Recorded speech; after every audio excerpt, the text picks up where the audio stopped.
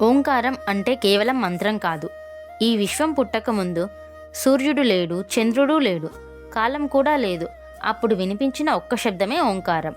ఓంకారం అంటే కేవలం మంత్రం కాదు, అది దేవుడి పేరు కాదు, అది దేవుడి శబ్దరూపం. వేదాలలో ఓంను ప్రణవం అని అంటారు. ప్రణవం అంటే ప్రాణానికి ఆధారమైన నాదం. ఓం అనే ఒక శబ్దంలో 3 శక్తులు దాగి ఉన్నాయి. ఆ అంటే సృష్టి, బ్రహ్మతత్వం. ఊ అంటే స్థితి, విష్ణుతత్వం. మా అంటే లయం, శివతత్వం. ఈ 3 కలిసినప్పుడే ఓంకారం. ఆ, ఊ, మా తరువాత ఒక నిశ్శబ్దం ఉంటుంది. దాన్నే అర్ధమాత్ర అంటారు.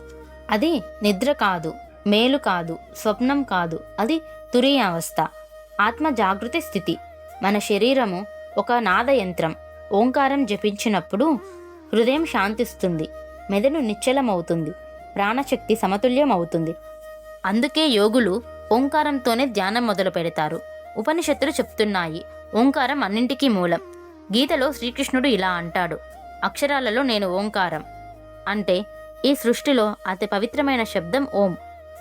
ఓంకారం అంటే శబ్దం కాదు, అది మనలోని దైవత్వాన్ని మెలకువ పెట్టే నాదం. ఈ కంటెంట్ మీకు నచ్చినట్లయితే like, share, subscribe to Chashvikasri YouTube channel.